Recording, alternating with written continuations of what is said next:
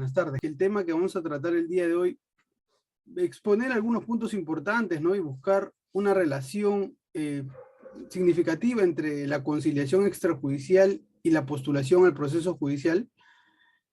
Es importante, pues, que tengamos algunas recomendaciones, siempre hacer, ¿no? Que si tienen alguna consulta, alguna duda, algún detalle que quieran hacerlo, pues el chat yo creo que está aperturado para que puedan hacerlo libremente.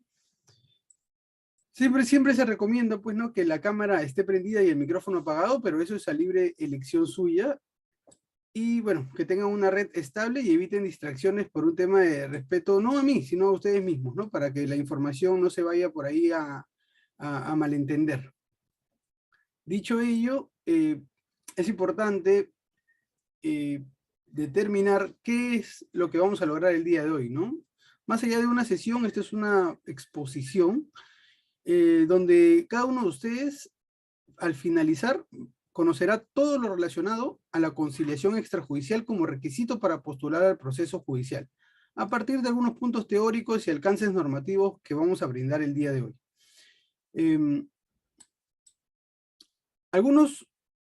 Algunas preguntas, algunos cuestionamientos que es importante hacérnoslo antes de continuar o darle un inicio ya formal a la exposición, y son algunas preguntas que nos vamos a responder pues al finalizar la misma, ¿no? ¿Qué problemas crees que existen para postular al proceso a partir de un procedimiento conciliatorio? ¿Qué tengo que hacer antes de presentar mi demanda judicial, después de haber acudido pues a un procedimiento conciliatorio? ¿Siempre tengo que invitar a conciliar previamente? Es una de las preguntas que de repente nos hacemos mucho, ¿no? ¿Por qué no puedo ir directo al juzgado a reclamar por mis derechos? Esta pregunta está vinculada con la anterior, pero es mucho de las preguntas que he podido recoger pues, de otras exposiciones vinculadas a este tema, ¿no? Y finalmente, es un requisito finalmente de corte potestativo u obligatorio. Esas preguntas y otras más nos las vamos a responder a continuación, en el transcurrir de la exposición. Temas importantes que se van a tocar el día de hoy para dar respuesta a estas preguntas que mencionaba son los siguientes. Vamos a hablar por primero desde un punto de vista amplio sobre los métodos o mecanismos alternativos de resolución de conflictos, y esto es para posicionarnos y poder partir de algo general. Entender qué son estos MARCs, mecanismos alternativos de resolución de conflictos, cómo se tienen que desarrollar o cómo deberían desarrollarse. Vamos a aterrizar después un poco ya en la conciliación extrajudicial, que es uno de estos mecanismos. Luego vamos a hablar sobre la obligatoriedad de la conciliación extrajudicial. ¿Cuándo es obligatorio? ¿Cuáles son esas materias en donde se puede aplicar la conciliación? ¿Cuáles no? Vamos a desarrollar algunos puntos importantes en este punto del temario. Luego pasaremos pues a hablar de la conclusión del procedimiento conciliatorio y vincularlo esto con el acta de conciliación propiamente dicha, para poder ir agarrando forma y darle finalidad, buscar esa finalidad que ya se había mencionado en el logro de la exposición. Luego hablaremos un poco sobre la rectificación del acta de conciliación y qué efectos tiene esta en el proceso judicial. Hay algunos detalles importantes que la normativa conciliatoria nos hace hincapié, y es importante dejarlo claro en esta charla, en esta exposición. Luego hablaremos de manera muy concisa sobre el acceso a la tutela jurisdiccional efectiva a partir de los acuerdos de repente que no se llegaron a tratar en el acta de conciliación. Ahí hablaremos un poco de una de las conclusiones del procedimiento conciliatorio que está vinculada con los acuerdos parciales. Acuérdense de eso. Y finalmente cerraremos este campo expositivo con el mérito y la ejecución del acta de conciliación. Aquí hablaremos un poco sobre el proceso único de ejecución que va a llevarse a cabo, o que debería llevarse a cabo a partir de la configuración del acta de conciliación bien hecha, ¿no? Con las formalidades que la ley conciliatoria refiere. Dicho esto, y dando, pues, habiendo dado ya un panorama general de qué es lo que vamos a lograr, qué preguntas nos vamos a responder y cuáles son los puntos que se van a tocar en esta exposición. Comenzamos con el primero de ellos. Como punto número 1, como bien ya les había mencionado, vamos a hablar un poco sobre los métodos alternativos de resolución de conflictos. Hay doctrina, pues, que los llama de manera distinta a estos mecanismos que vamos a mencionar a continuación, pero consideré utilizar esta nomenclatura para efectos prácticos porque la mayoría de doctrina, pues, así lo señala.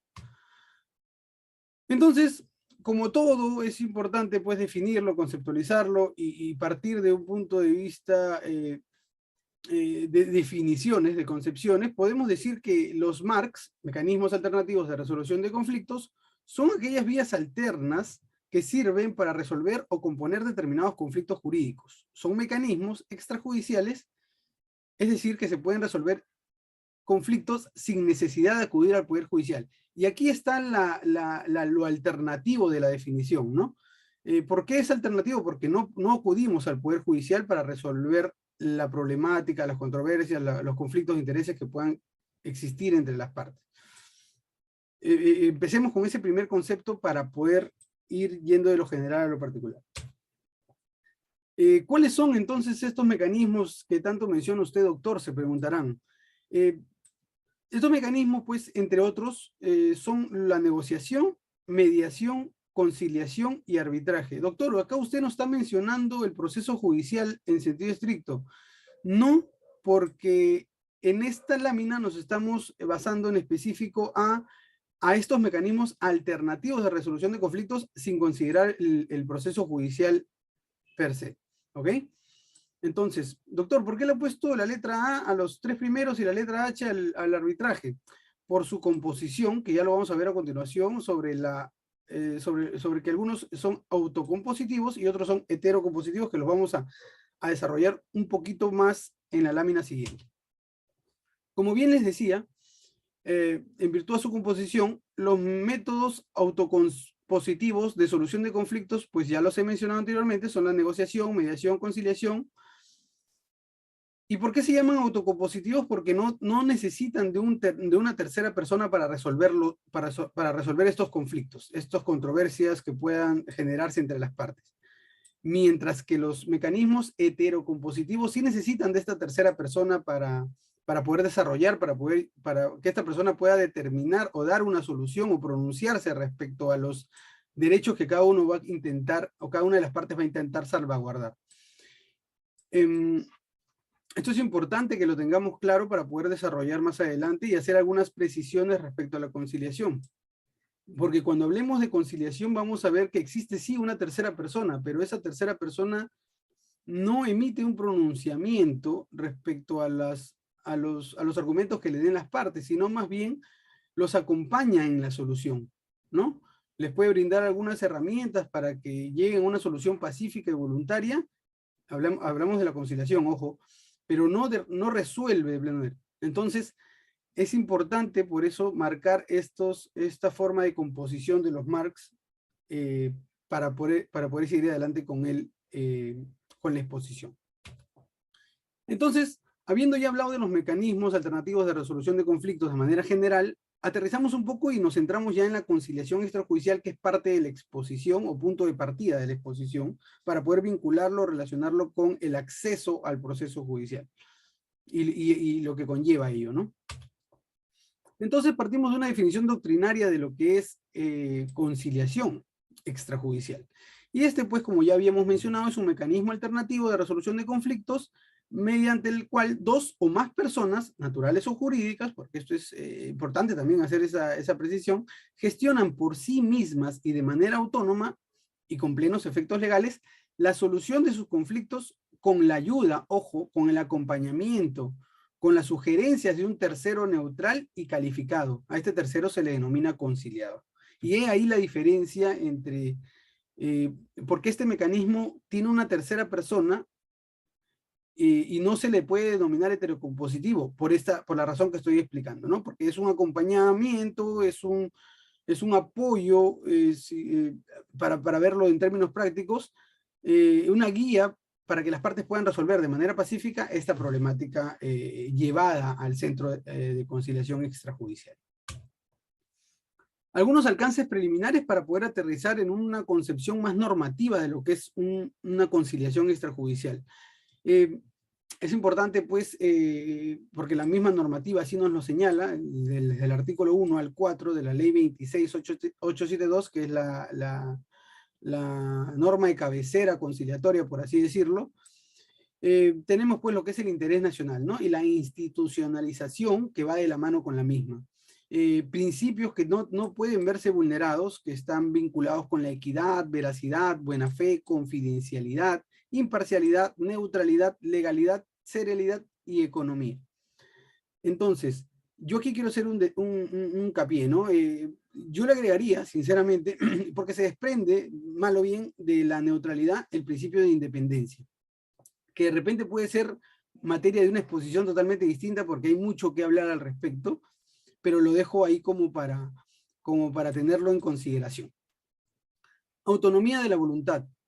Cuando hablamos de autonomía de la voluntad, estamos hablando, pues, de esta libertad que tienen las partes de contratar, o esta libertad que tienen las partes respecto a qué contratar en sentido estricto, ¿no? Esto está vinculado, pues, con el consenso que vayan a tener cada una de ellas y la voluntad, sobre todo, de las mismas para poder llegar a una solución. ¿Ok? Y por último, pues, la función no jurisdiccional, ¿no? Que eso también hay que dejarlo claro desde ya, que la conciliación como institución no es una función jurisdiccional propiamente dicho, ¿ok? No constituye acto jurisdiccional. Esto como para diferenciarlo ya del proceso judicial que vamos a concatenar en breve. Entonces, el artículo 5, pues, de la ley que ya he mencionado, nos aterriza con una definición más normativa que recoge características o cualidades que ya hemos mencionado en la lámina anterior, ¿no? Donde se dice, pues, que la conciliación es una institucionalidad, que mencionábamos hace un momento, que se constituye como un mecanismo alternativo para la solución de conflictos, que ya lo hemos venido mencionando durante las diapositivas previas, por el cual las partes acuden ante un CCE. Doctor, ¿qué es eso? Es un centro de conciliación extrajudicial. Para efectos prácticos lo he considerado poner así con siglas, pero en adelante CCE, Centro de Conciliación Extrajudicial. A fin de que se les asista, ojo, se les asista. ¿Quién va a asistirlos? El conciliador, ¿no? ¿En la búsqueda de qué? De una solución consensual al conflicto. Aquí podemos ver que esta definición recoge, pues, argumentos que ya hemos mencionado en el lámina anterior, e incluso recoge los principios del procedimiento conciliatorio y demás cualidades que hemos venido recitando previamente. Sobre la obligatoriedad de la conciliación extrajudicial. Y cuando hablamos de obligatoriedad, es importante también señalar de que tenemos que hablar, pues, de qué materias son y qué materias no son conciliables, porque este es el punto de partida de repente para poder hablar en sentido estricto de la obligatoriedad de las mismas, ¿no? De la obligatoriedad de las mismas. Entonces, con ese preámbulo,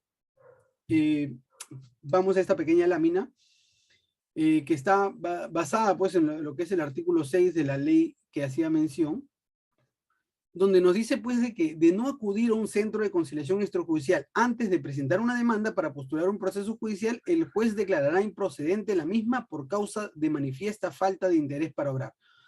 Doctor, ¿qué tenemos que tener como falta de interés para obrar? ¿Qué es el interés para obrar? ¿Se acuerdan que cuando uno postula el proceso, pues, existen lo que son requisitos de la demanda y las condiciones de la acción?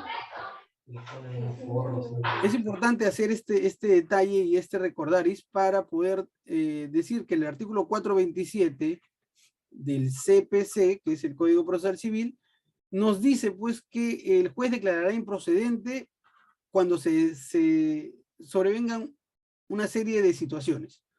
El numeral 2 nos dice en específico que el demandante carezca manifiestamente de interés para obrar. Carezca de interés para obrar, o sea, que no tenga interés para obrar. ¿Qué nos dice el artículo 6 de la ley 26872? Que si no se acude a un centro de conciliación extrajudicial antes de presentar una demanda o antes de postular el proceso, el juez declarará improcedente la misma por causa de manifiesta falta de interés para obrar. Está intrínsecamente relacionado con el 427 y validado, ¿no? Validado. Entonces, este primer punto es algo de lo que nos vamos a llevar el día de hoy, ¿ok? Esa concatenación que existe entre el 6 del 26872 y el 427 numeral 2 del Código Procesal Civil. Seguimos. Entonces, como ya les mencionaba, pues estas son las materias conciliables, que podemos revisarlas pues del artículo 7 de la ley 26872, que es la ley, la normativa conciliatoria, donde nos dice pues que en materia de familia, en materia de laboral y en materia contractual, 3 aspectos nos señala la normativa. 1, 2, 3. Existen materias conciliables que la misma normativa la señala como tal. Entre otras, tenemos pues el pago de deudas, desalojo, pago de alquileres, indemnización por daños y perjuicios, otorgamiento de escritura pública, el tema de la resolución de contratos, cobro de mejoras y otros derechos disponibles. En el aspecto netamente familiar, podemos tener pues lo que es la pensión de alimentos, la tenencia de hijos, régimen de visita, aumento de pensión de alimentos, reducción de alimentos, etc. Y en el aspecto, pues, de contrataciones con el Estado, el pago de deudas, resolución contractual. Pero ojo, aquí hay que tener un detalle, ¿no? Un detalle. Existen, pues, por ejemplo, en el aspecto laboral, ustedes dirán, doctor, pero yo he asistido a un centro de conciliación y no me han querido resolver una problemática que tenía con mi empleador.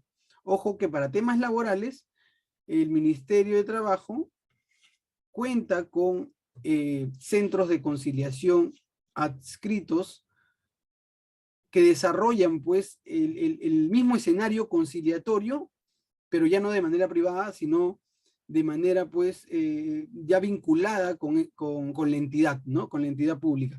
Tenemos también, por ejemplo, que no solo el Ministerio de Trabajo y Promoción del Empleo, sino acá también la normativa nos señala que existen centros de conciliación gratuitos en el Ministerio de Justicia, por ejemplo, ¿no?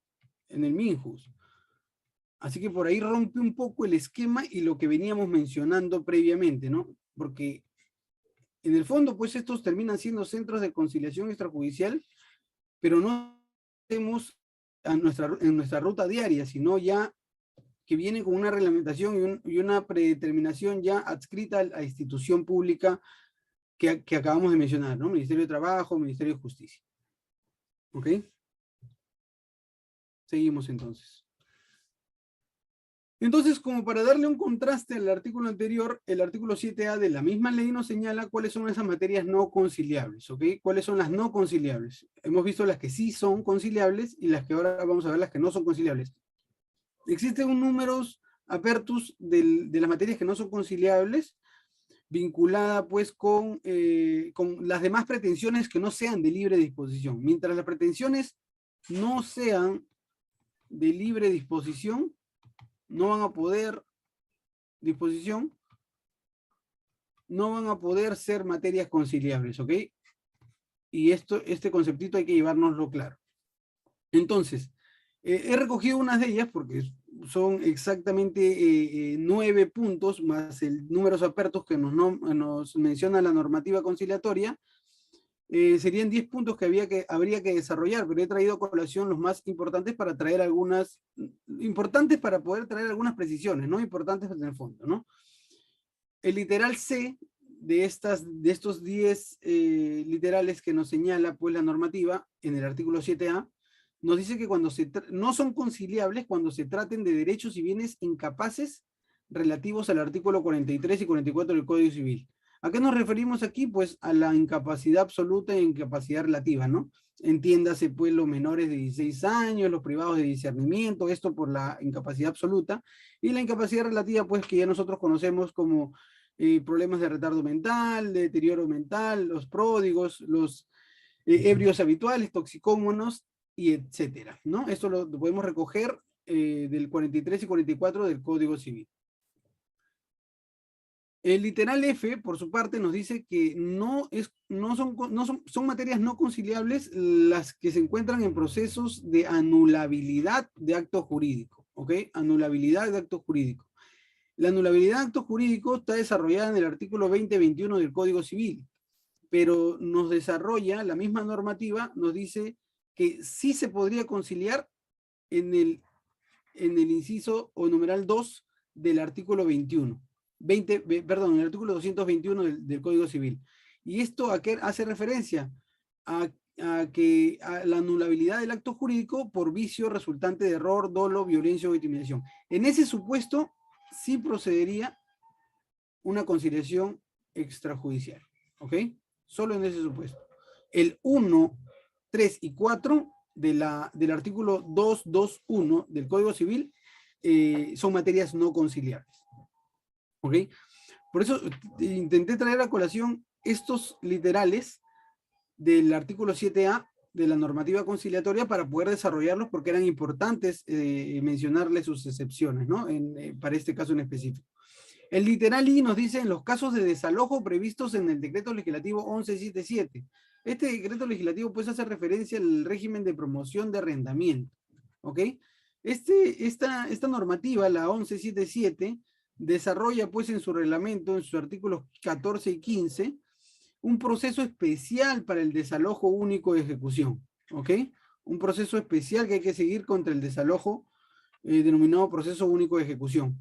Y esto, casos de desalojo vinculados con esta situación en específico no serían materia de conciliación, no podrían ser materias conciliables, ¿ok?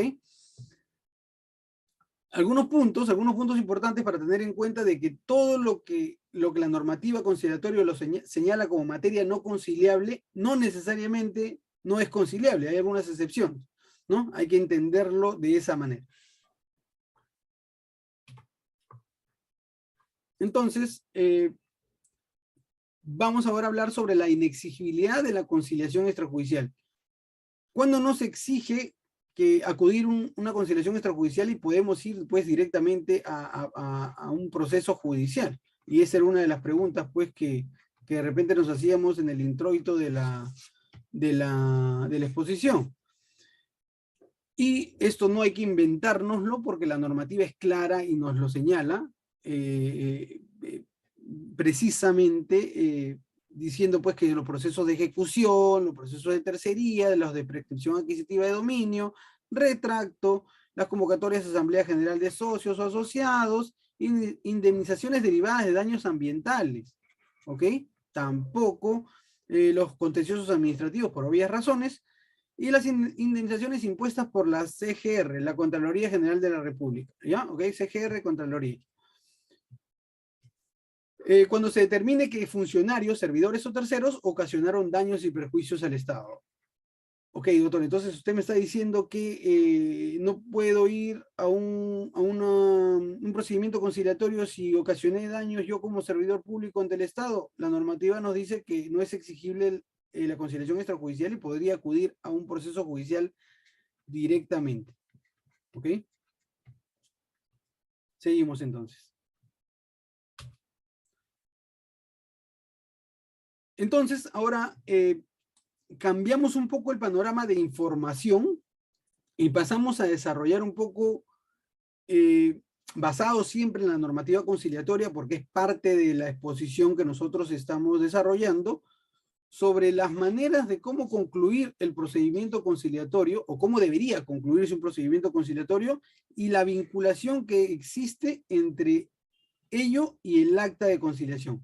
¿Por qué es importante lo del acta de conciliación? Porque cuando desarrollemos lo que es rectificación, vamos a ver una serie de casuística, una serie de eventos, de supuestos, que nos van a ayudar a entender un poco cuándo el juzgado nos va a regresar al ámbito conciliatorio esa acta de conciliación con aquellas omisiones posibles de subsanación, para nosotros tener un plazo de subsanar y seguir adelante en nuestro proceso, o cuando ya se va a sobreentender no advertido y el proceso judicial va a seguir adelante. No quiero adelantarme mucho, pero les he dado más o menos el adelanto pues, de lo que vamos a ver en 2 o 3 diapositivas seguramente. Entonces, la normativa conciliatoria nos dice que se concluye el procedimiento conciliatorio, se concluye el procedimiento conciliatorio con acuerdo total entre las partes, con acuerdo parcial entre las partes. Y quedémonos con este segundo punto de acá que estoy tachándolo, que quise encerrarlo, pero me falló la la muñeca, porque esto va a ser punto de desarrollo para la última diapositiva, ¿ok? O el último tema del temario que nosotros ya hemos recitado. Entonces, seguimos.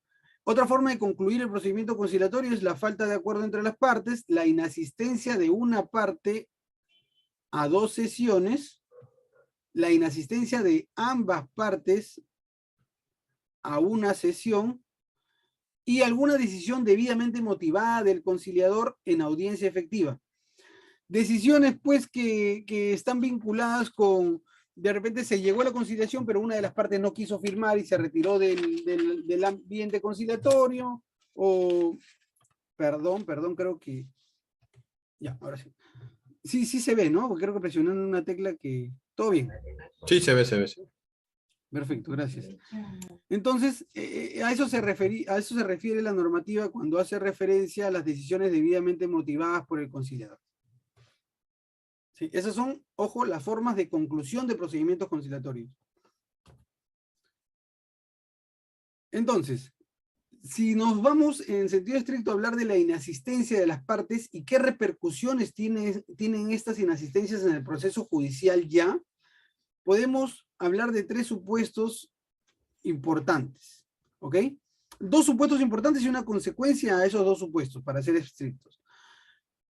La inasistencia de la parte invitada, ojo, de la parte invitada, produce en el proceso judicial de que se instaure una presunción legal relativa de verdad sobre los hechos expuestos en el acta de conciliación y reproducidos en la demanda. O sea, se va a presumir que los hechos que están expuestos en el acta de conciliación son relativamente ciertos. ¿Ok? Son relativamente ciertos y esto lo va a presumir, pues ya lo van a presumir en despacho judicial. Por la inasistencia de la parte invitada. ¿Qué pasa si no asiste la parte solicitante? Y el invitado sí asiste. Entonces, los hechos que exponga este invitado que sí asistió, estamos en el escenario donde el solicitante no asiste, en una probable reconvención de la demanda, por ejemplo, se dará la misma presunción legal relativa de verdad, pero a favor de ¿quién? Del invitado que sí asistió. ¿Ok? Entonces, estos dos supuestos, ¿a qué conllevan? A que el juez imponga una multa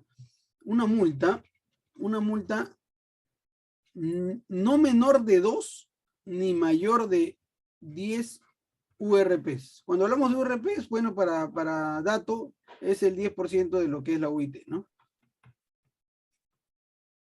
Esa es la consecuencia que conlleva el no asistir a una audiencia de conciliación dentro de un proceso judicial, ¿no? Entonces, por eso es que denominé, pues, esta diapositiva y esta explicación, la inasistencia de las partes, cómo repercute en el proceso judicial. ¿Okay? Entonces, ¿cómo lo vinculamos todo esto con el acta de conciliación, como bien se señalaba en el temario? Teniendo en cuenta, pues, de que el acta de conciliación desarrollado en el artículo 16 de la normativa que ya tanto estamos citando, es aquel documento que expresa la manifestación de la voluntad entre las partes en la conciliación extrajudicial, y es el acta de conciliación, entonces, debe tener necesariamente, ¿qué cosa? Alguna de las formas de conclusión que ya hemos mencionado en las minillas anteriores, ¿ok? No se puede emitir un acta de conciliación sin ninguna de las formas de conclusión previamente señaladas, que las regreso, que tenemos acá, que son 6, ¿ok? Entonces, eso como para darnos escenarios claros de lo que estamos exponiendo el día de hoy. Seguimos, entonces. Seguimos. Punto 5 de la exposición, y es parte del temario, estamos más o menos a la mitad. Hablemos un poco de la rectificación del acta de conciliación y sus efectos en el proceso judicial. ¿Ok? Sus efectos en el proceso judicial. ¿Se acuerdan que les mencioné de que era importante, pues, hablar un poco de las conclusiones, de cómo concluíamos el procedimiento conciliatorio, cómo lo vinculábamos con el acta de conciliación? Porque para hablar de la rectificación del acta de conciliación, había que saber primero a qué nos referíamos con acta de conciliación y cuándo se puede emitir un acta de conciliación en virtud de las formas de conclusión del procedimiento conciliatorio. Ahora vamos a hablar de la rectificación de dicha acta de conciliación y los efectos que tiene la misma en el proceso judicial. Porque aquí estamos dentro del proceso judicial. Hay algunos supuestos que obedecen al cuestionamiento a nivel judicial de las actas con omisiones formales. Omisiones que pueden ser subsanadas. ¿Ok? Omisiones que pueden ser subsanadas, pero va a depender pues de el supuesto en el que sobrevenga, ¿no? En caso de conclusión sin acuerdo, por ejemplo, que es una de las maneras de concluir un procedimiento conciliatorio y por lo tanto pues trasladarlo y materializarlo en un acta de conciliación, dicha acta con omisiones que se haya presentado en el proceso judicial y no se haya cuestionado, ojo, no se haya cuestionado nulidad formal sobre la misma, se producirá algo muy importante, que hay que tenerlo y es algo que nos vamos a llevar también el día de hoy, que es la convalidación tácita de la misma. Se va a seguir adelante en el proceso y se va a sobreentender pues de que todo esté en orden porque nadie cuestionó la nulidad formal de esa acta de conciliación sujeta a omisiones. Omisiones que se podrían subsanar, pero nadie la cuestionó, entonces se produce pues una convalidación tácita de la misma. En caso, por el contrario, de que sí se cuestione, aquí en este caso no se cuestiona, aquí sí se cuestiona dichas omisiones, lo cuestiona obviamente la otra parte, o se haya advertido de manera de oficio por el juez, al momento de la calificación, se procederá, pues, el despacho judicial procederá a devolver el acta de conciliación o declarar inadmisible la demanda para efectos procesales, inadmisible la demanda, concediendo un plazo, pues, de 15 días hábiles para la subsanación. ¿Ok? Entonces, me van a declarar inadmisible mi demanda porque han advertido omisiones en el acta de conciliación que concluyó un procedimiento conciliatorio y pues la parte demandante, porque estamos en un proceso judicial, tendrá pues que subsanar la misma. Subsanar la misma retrotrayéndola al centro de conciliación para que se haga la rectificación del acta de conciliación que justo habíamos mencionado como título general de esta parte expositiva. La nulidad, entonces, del acto jurídico contenido en el acta de conciliación, ¿qué podemos hablar sobre ello? Pues que solo podrá ser declarado nulo en vía de acción por sentencia emitida en proceso judicial. Y esto es importante, señores, que tengamos claro, ¿ok? Y esto está, pues, vinculado, no sé si lo puse por acá, con el artículo, aquí está, con el artículo 16A de la ley 26872, que es la normativa, la ley de conciliación, ¿no? La ley de conciliación. Entonces, son puntos importantes que yo he considerado pertinente traer a esta exposición para poder, pues, lograr cumplir con el logro de la misma, ¿no? Cumplir con el logro de la misma y llevarnos alguna información importante para poder transformarla nosotros en conocimiento ya y adquirirla como cierta, ¿no? Seguimos entonces. ¿Se acuerdan que les dije que no nos olvidemos de los acuerdos o que tengamos en cuenta siempre los acuerdos parciales conciliatorios? Los acuerdos parciales conciliatorios para hablar del acceso a la tutela jurisdiccional efectiva. Y aquí vamos a traer ese tema. ¿Cuándo puedo acceder a la tutela jurisdiccional efectiva? Entonces, en las conciliaciones de acuerdos parciales, ojo, en las conciliaciones de acuerdos parciales, recuerden que se emite el acta de conciliación después de las negociaciones que se hagan delante del conciliador en esa mesa redonda. Se hablaron sobre los puntos A, B y C, pero se concilió solamente sobre el punto A, y sobre el punto B y C no se llegó a conciliar. Entonces, se concluye el procedimiento conciliatorio con el acta de conciliación parcial. ¿Y qué pasa con los argumentos o con los temas discutidos B y C? En esos casos, puede solicitarse la tutela jurisdiccional efectiva por las diferencias no resueltas en el acta de conciliación concluida parcialmente. ¿Me dejo entender? Entonces, yo me acerco al centro de conciliación, me invitan al centro de conciliación, se discuten tres puntos en específico, se concilia sobre el primero de ellos, pero por el segundo y el tercero yo puedo acceder a un proceso judicial, al Poder Judicial, a la tutela jurisdiccional efectiva. A ver, hablar ya de tutela jurisdiccional efectiva es desarrollar pues otra exposición. Pero acceder al Poder Judicial puedo por los otros puntos no resueltos o no conciliados en mi ámbito conciliatorio previo. ¿Ve? Otro punto importante que nos vamos a tener que llevar el día de hoy para responder las preguntas que hemos desarrollado al principio de la exposición. Y por último, y no menos importante, porque este es el tema, pues, de repente que muchos han querido, pues, escuchar el día de hoy, porque, bueno, o eso es lo que señalan, pues, algunos de los participantes de otras exposiciones que he tenido vinculadas con este tema, es el mérito y la ejecución del acta de conciliación. ¿Constituye título ejecutivo? Sí, no, y cómo se desarrolla el mismo. El acta de conciliación, pues, sí constituye título ejecutivo, y eso no lo digo yo, sino se señala, pues, en el artículo 693 del CPC, del Código Procesal Civil. A ver, lo señala la normativa conciliatoria, pero se ratifica en el 693 del Código Procesal Civil, cuando nos dice que la letra de cambio, el pagaré, etcétera, etcétera, y hay un artículo, hay un numeral más que señala de que constituye título ejecutivo otras